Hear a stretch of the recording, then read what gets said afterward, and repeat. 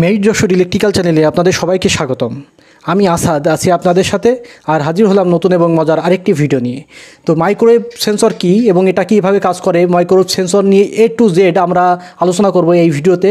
তো যদি এই মাইক্রোওয়েভ সেন্সর সম্পর্কে আপনার জানার কোনো আগ্রহ থাকে তো ভিডিও জুড়ে আমার সাথেই থাকুন। তো আপনারা ডিসপ্লেতে যে সেন্সরগুলো দেখছেন এই সেন্সরগুলোই হচ্ছে মূলত মাইক্রোওয়েভ মোশন সেন্সর। সবাই জানি মাইক্রো অর্থ হচ্ছে ক্ষুদ্র, ওয়েভ মানে হচ্ছে তরঙ্গ বা ঢেউ। এটা এমন একটি সেন্সর যেখান থেকে ক্ষুদ্র ওয়েভ উৎপন্ন করে। অর্থাৎ আমরা যেমন জানি যে মোবাইলের টাওয়ারগুলো থাকে, এই টাওয়ার থেকে এক ধরনের সিগন্যাল তৈরি হয় বা উৎপন্ন হয় যা চারিদিকে ছড়িয়ে দেয়। তো এই সেন্সরটিও এখান থেকে একটি সিগন্যাল উৎপন্ন করে এর নির্দিষ্ট এরিয়ার মধ্যে এই সিগন্যালটা ছড়িয়ে দেয়। তো প্রথমে আমরা এই মোশন সেন্সরের কাজ কি সেটা নিয়ে একটু আলোচনা করব। Microwave motion sensor. Microwave motion সেন্সরে যখন কোনো ডিসি সাপ্লাই দেওয়া হয় তখন এর চারিপাশে একটি ক্ষুদ্র তরঙ্গ বা মাইক্রোওয়েভের সৃষ্টি করে এবং বাতাসে এই মাইক্রোওয়েভটি চারিদিকে সুন্দরভাবে বিন্যস্ত করতে থাকে। যখন কোনো মানুষ বা কোনো প্রাণী এই ক্ষুদ্র তরঙ্গ ভেদ করে তখন আমরা জানি যে যখন কোনো মানুষ সামনের দিকে বা কোনো নির্দিষ্ট দিকে আসে তখন তার সামনে বাতাসের একটি তরঙ্গ সৃষ্টি হয়।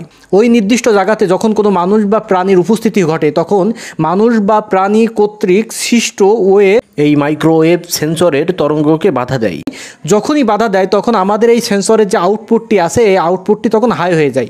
অর্থাৎ সেন্সরটি তখন বুঝতে পারে কোনো মানুষ বা প্রাণী এই সেন্সরের সামনে আসছে। এর আগের ভিডিওতে আমরা PIR মোশন সেন্সর নিয়ে আলোচনা করছি। আমরা জানি যে মোশন সেন্সরের সামনে যখন কোনো মানুষ বা প্রাণীর উপস্থিতি ঘটে তখন এর আউটপুটটি কিন্তু হাই হয়ে যায় এবং এর আউটপুটটি দ্বারা কিন্তু আমরা যে কোনো ধরনের লোডগুলো আছে যেমন লাইট বা কোনো অ্যালার্ম সিস্টেম কিন্তু আমরা অ্যাক্টিভ করে সতর্ক হতে পারি যে সামনে কেউ আসছে।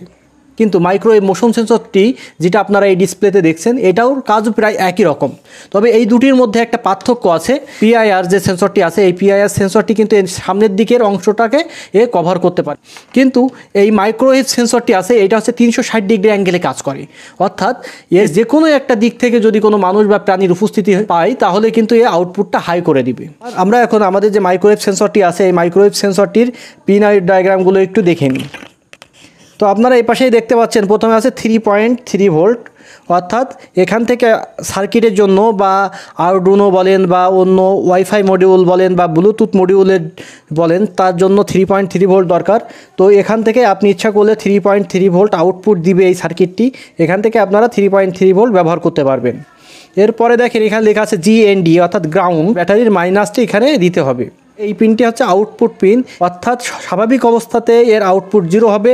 কোনো মানুষ বা প্রাণীর উপস্থিতিতেই এই যে পিনটি আছে আউটপুট পিন, এই আউটপুট পিনটি 3.3 ভোল্ট থেকে 3.4 ভোল্ট পর্যন্ত আউটপুট দিতে পারবে।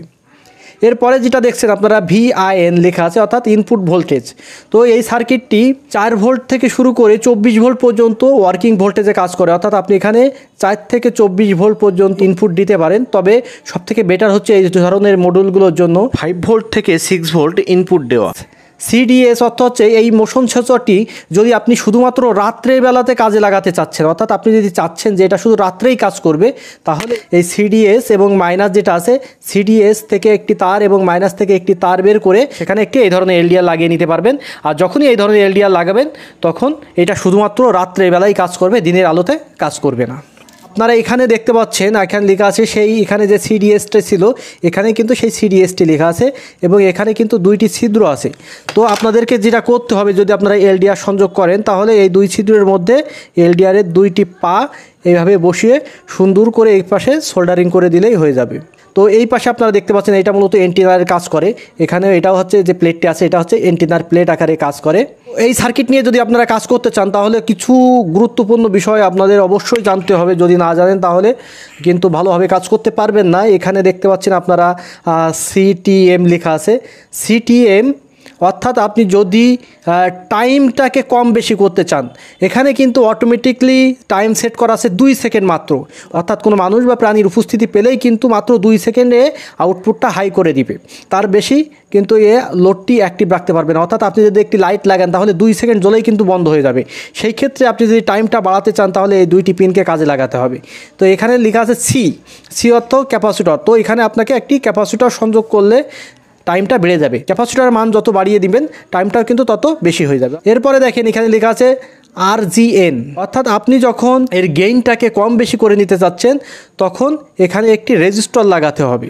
আপনারা এই দুই কানেক্টরে একটি ভেরিয়েবল রেজিস্টর লাগিয়ে নিতে পারেন। 1 মেগা ওহমের রেজিস্টর দিয়ে 5 মিটার পর্যন্ত করতে পারবেন, তার কম কিন্তু এটা করতে পারবেন না। এরপরে দেখেন যে এখানে লেখা আছে RCDS। তো এই যে দুটি কানেক্টর আছে, এই RCDS, এই দুই কানেক্টরে আপনারা যদি কোনো ভেরিয়েবল রেজিস্টর সংযোগ করে দেন, কতটুকু অন্ধকার হলেই কাজ করবে সেটা কিন্তু এখানে ওই ভেরিয়েবল রেজিস্টরটি ঘুরিয়ে আপনি ইচ্ছামতো সেট করে নিতে পারবেন। যারা এই সার্কিট নিয়ে কাজ করতে আসছে তাদের জন্য কিন্তু এই 3টি অপশন খুব গুরুত্বপূর্ণ। এটা এখন কিভাবে কাজ করে আমরা একটি ভোল্টেজ সাপ্লাই দিয়ে এটাকে আপনাদেরকে একটু দেখানোর চেষ্টা করব। এখন আমরা VIN অর্থাৎ ইনপুট ভোল্টেজ থেকে একটি লাল তার বের করব, আউটপুট থেকে আরেকটি লাল তার বের করব এবং GND থেকে একটি কালো তার বের করে নিব। তো দেখতে থাকুন।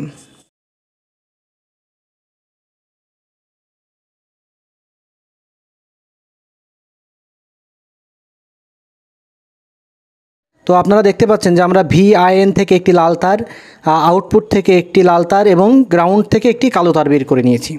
তো চলুন ভোল্টেজ সাপ্লাই দিয়ে এইটার কার্যকারিতা আমরা একটু পরীক্ষা করে দেখি। তো এর জন্য আমরা একটি LED ভাল্ব নিয়েছি, এর লম্বাটি হলো প্লাস এবং ছোটোটি হলো মাইনাস। তো আমরা এখন যেটা করব যে LED ভাল্বের মাইনাসের সাথে একটি কালো তার সোল্ডারিং করে নিব। এখন এই কালো তারটি আমরা এই কালো তারটির সাথে একত্রে যুক্ত করে দিব, আর আউটপুটের সাথে আমরা এই প্লাস পিনটিকে সংযোগ করে দিব। এখন আমাদের যে মাইনাস তারটি আছে এই মাইনাসের সাথে ব্যাটারির মাইনাস এবং এই লাল তার ব্যাটারির প্লাসের সাথে যুক্ত করে দিব। তো দেখতে পাচ্ছেন আপনারা যে আমাদের LED অল্প একটু সময় জ্বলেই কিন্তু বন্ধ হয়ে গেছিল। এখন যদি আমাদের কোনো মুভমেন্ট হয় দেখেন তাহলে লাইটটি অন হয়ে যাবে। তো এইভাবেই মূলত এটা কাজ করে। যদি এর সামনে মুভমেন্ট হতে থাকে তাহলে কিন্তু এই লাইটটি বন্ধ হবে না। তার মানে এটার টাইমটা কিন্তু রিপিটেবল, অর্থাৎ টাইম কিন্তু বাড়তেই থাকবে। অর্থাৎ মুভমেন্ট যতক্ষণ থাকবে ততক্ষণ কিন্তু টাইম অ্যাড হতে থাকবে, অর্থাৎ লাইটটি বন্ধ হবে না। সব কিছু স্থির, লাইট বন্ধ। আবার যদি কোনো প্রকার মুভমেন্ট পায় দেখেন লাইট অন।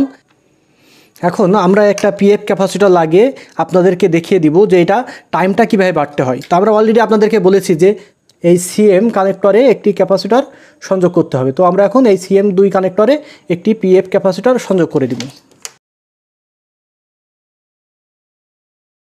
আমরা এখানে 0.1 মাইক্রোফ্যারাডের একটি PF ব্যবহার করেছি। আমরা একটু পরীক্ষা করে দেখি। তো দেখেন আমরা পাওয়ার লাইন অন করে দিলাম এবং আমাদের লাইটটি কিন্তু জ্বলছে। তো এইভাবে যখন কোনো ভোল্টেজ দেওয়া হয় তখন কিন্তু আউটপুটটা এভাবে জ্বলতে থাকবে এবং এইটা দেখেন আগে 2 সেকেন্ডের মধ্যে বন্ধ হয়ে যাচ্ছিল, এখন কিন্তু অনেকক্ষণ ধরে লাইটটি অন আছে। লাইটটি এখন বন্ধ হয়ে গেল এবং আমার সব কিছু কিন্তু এখন স্থির। এখন যদি আমাদের কোনো অংশের মুভ হয় তাহলে কিন্তু লাইটটি আবার জ্বলে উঠবে। দেখেন লাইটটি কিন্তু জ্বলে উঠলো। তো এইভাবে যদি আবার সব কিছু স্থির হয়ে যায় তাহলে দেখা যাচ্ছে নির্দিষ্ট একটি সময় পর কিন্তু এটা বন্ধ হয়ে যাবে। তো আমরা এখানে যে ক্যাপাসিটরটি ব্যবহার করেছি এটার জন্য প্রায় 16 সেকেন্ড মতন টাইম ডিলে দিয়ে এটা বন্ধ হয়ে যাবে। আশা করি ভিডিওটি যারা না টেনে পুরোটাই দেখেছেন তারা এই সেন্সর সম্পর্কে খুব ভালো ধারণা অর্জন করতে পেরেছেন। তো এটাই ছিল আমাদের মাইক্রোওয়েভ মোশন সেন্সর সম্পর্কে আলোচনা। ধৈর্য ধরে আমার ভিডিওটা দেখার জন্য আপনাদের অসংখ্য ধন্যবাদ। আর এই ধরনের সেন্সর যদি আপনারা কিনতে চান তাহলে ইলেকট্রনিক্স মার্কেটে খোঁজ করে দেখতে পারেন। তারপরে যদি না পান তাহলে আপনার দারাজেও কিন্তু এই মডেল নাম্বার লিখে সার্চ দিলে আপনারা পেয়ে যাবেন। আর যদি মনে করেন না আপনারা আমার কাছ থেকেও সেন্সর নিতে চান, আমি ডাইরেক্ট চায়না থেকেই সেন্সরগুলো ইম্পোর্ট করে থাকি, তো আপনারা আমার কাছ থেকেও কিন্তু সেন্সর নিতে পারবেন। সেই ক্ষেত্রে ভিডিও ডিসক্রিপশনে দেওয়া নাম্বারে যোগাযোগ করলে আপনারা আমার কাছ থেকেও এই ধরনের সেন্সর সংগ্রহ করতে পারবেন। ভিডিওটি যদি ভালো লেগে থাকে অবশ্যই লাইক, কমেন্ট এবং শেয়ার করবেন এবং আমার চ্যানেলটি সাবস্ক্রাইব করতে ভুলবেন না। পরবর্তীতে কী ধরনের ভিডিও দেখতে চান অবশ্যই কমেন্ট বক্সে জানাবেন। সবাই ভালো থাকবেন, সুস্থ থাকবেন। মহান আল্লাহ তাআলার কাছে সবার জন্যই শুভকামনা রইল। আল্লাহ হাফেজ।